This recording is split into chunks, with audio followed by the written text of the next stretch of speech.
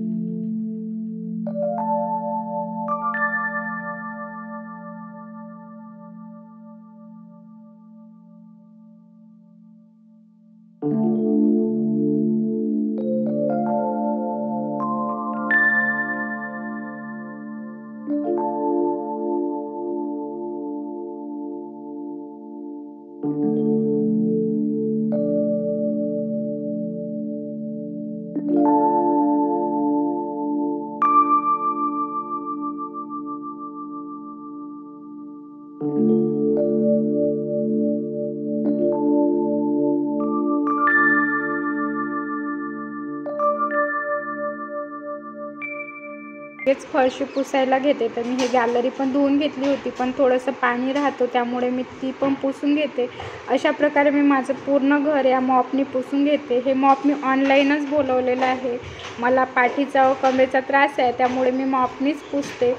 आणि आता माझी अंघोळ वगैरे सगळं झालं आहे. मी अंघोळ करतानाच बाथरूम वगैरे स्वच्छ करून घेते, कपडे पण धुवून घेते आणि त्यानंतर मी हे देवपूजा करायला घेते. मी पूजेचे भांडी रोज घासत नाही, ती खराब असली तरच मी घासते, पण प्रत्येक गुरुवारी मी सगळंच घासून घेते. तर आज थोडे मला ते खराब दिसले म्हणून मी ते घासून घेते. कोणती क्लिनिंगची गोष्ट ही जेव्हाच्या तेव्हा केली की ते जास्त निघत नाही आणि एकाच वेळी आपण जर पसारा काढला तर खूप आपल्याला त्रास पण होतो आणि पसारा पण निघतो.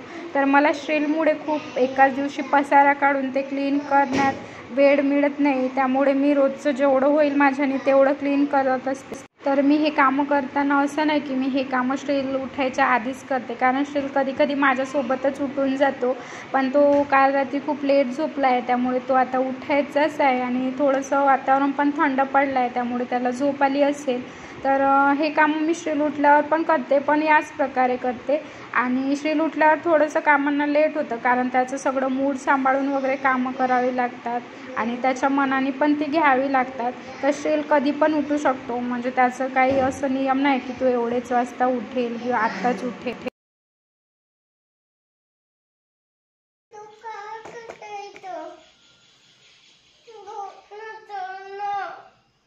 काय करू?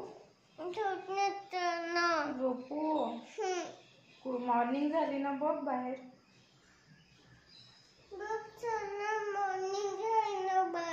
बाहेर जायचं का मग?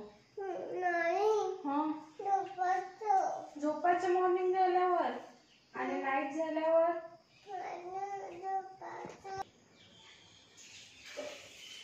कसं वाटतंय तुला?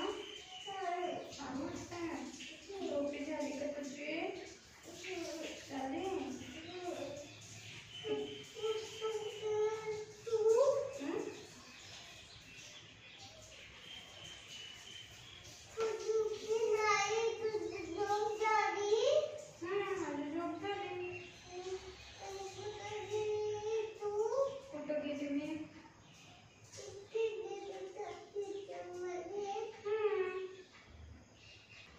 हाय फ्रेंड्स, कशा आहात तुम्ही सगळे मजेतच असणार.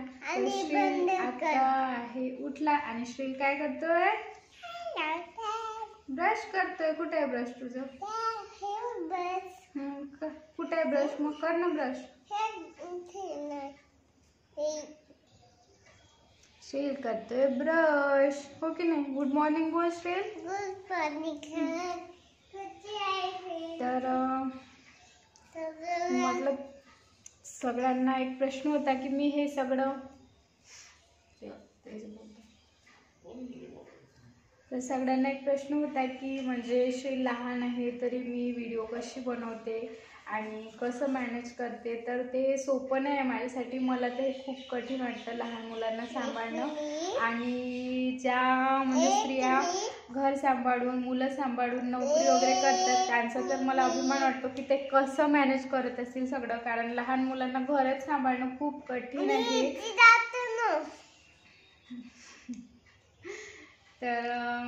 तर हे सगळं झाल्यावर मी बेड क्लीन करायला येते. तर आमच्याकडे खूप धूळ आहे त्यामुळे बेड छान स्वच्छ करावा लागतो, कारण आपण त्याच्यावरच झोपतो वगैरे आणि मुंग्या पण लागू शकतात. तर मी बेडवर वाकड वगैरे टाकून ठेवते, कारण श्रील सू करतो त्यामुळे मी वाकड रेक्झिन हे बेडवर नेहमीच टाकते झोपताना रात्री. जर श्रीलने सू वगैरे केली असेल तर मी हे वाकड वगैरे धुवायला घेते किंवा मग ते वाळत उन्हात घालून देते. पण रोज रोज मी ते धुत नाही, कारण श्रील रोज सू करत नाही त्यावर. ते सगळं झालं की मी हे डायपरने पूर्ण बेड पुसून घेते, कारण धूळ खूप येऊन बसतो त्यावर रात्रीतूनच. तर मी हा श्रीलचा लहानपणीचेच डायपर आहे, त्याला आम्ही यूज केलेले नव्हते तर त्याच्याने धूळ छान निघतो. तर मी थोडंसं बेड आणि ड्रेसिंग वगैरे पुसून घेते. मी आता आले किचनमध्ये. तर हे दोघे उठले त्यामुळे यांना पण मी गरम पाणी करून देते. तर खूप गरम पाणी देत नाही, कोमट पाणी देते. तर श्रीलचे पाणी पिण्यासाठी खूप नाटकं असतात, त्याला पाणी प्यायला खूप त्रास येतो. तर तो आता मला म्हणत आहे की मला गरम पाणी नको, थंड पाणी पाहिजे. आणि जी रात्रीची भांडी घासलेली असतात ती मी आत्ताच लावते श्रील उठल्यावर. श्रीलला जर भांड्यांचा आवाज गेला तर तो लगेच माझ्या मागेच उठतो, त्यामुळे मी श्रील उठल्यावरच भांडी लावते. बाहेर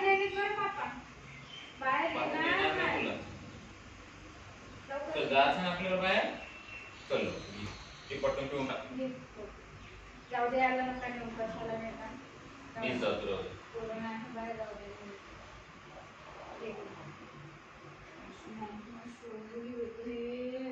माझी मोठी गुड बॉय आहे, पाणी पिते लवकर आहे ना मोठी, हो की नाही? माझी सोनूली कोण आहे? सोनूली कोण आहे? तू नाही का? माझं श्रील आहे, माझं श्रील आहे. पी लवकर, पी लवकर, पी. जाऊ दे तुम्ही जा, कशाला नाही. चल मी चाललो, जाऊ येऊन या आहे की नाही सांग लवकर. या आहे ना? नाहीये, राहू द्या नका. पॉलिथिन देऊ का येते का मग? चल ये, पी लवकर पटकन. तुम्ही बस, चल फिनिश कर पटकन.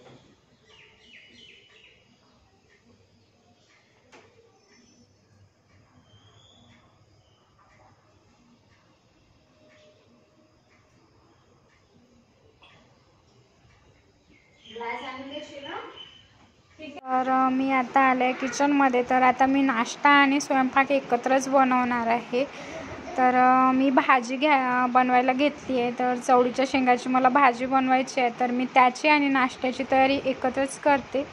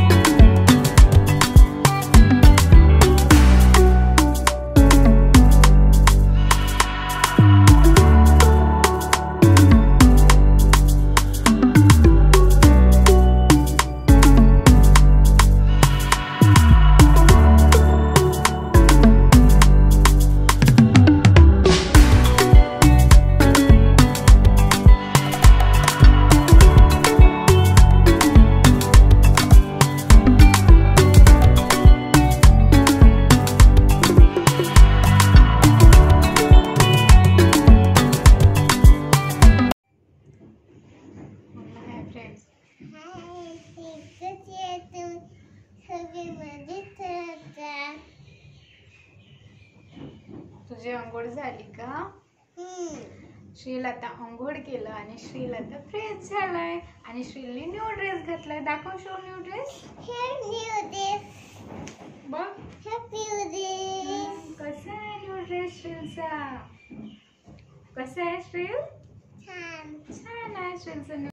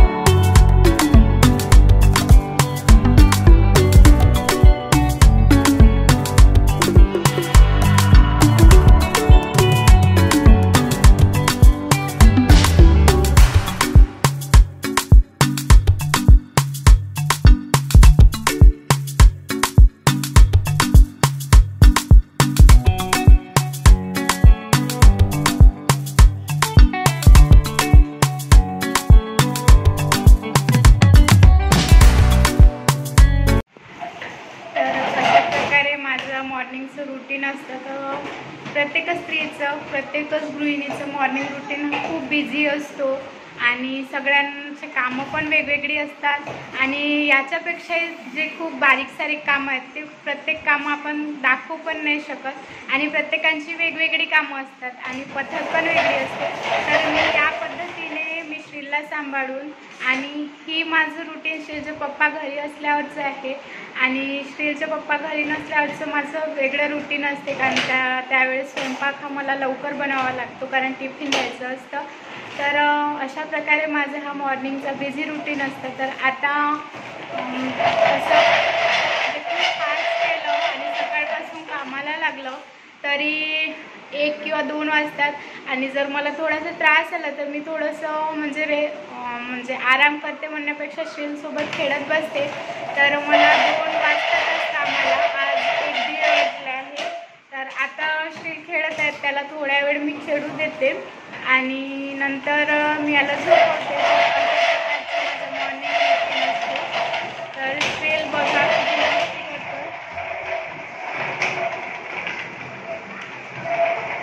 चल बाय कर श्रील, बाय कर. छान बाय कर. इकडे माझ्याकडे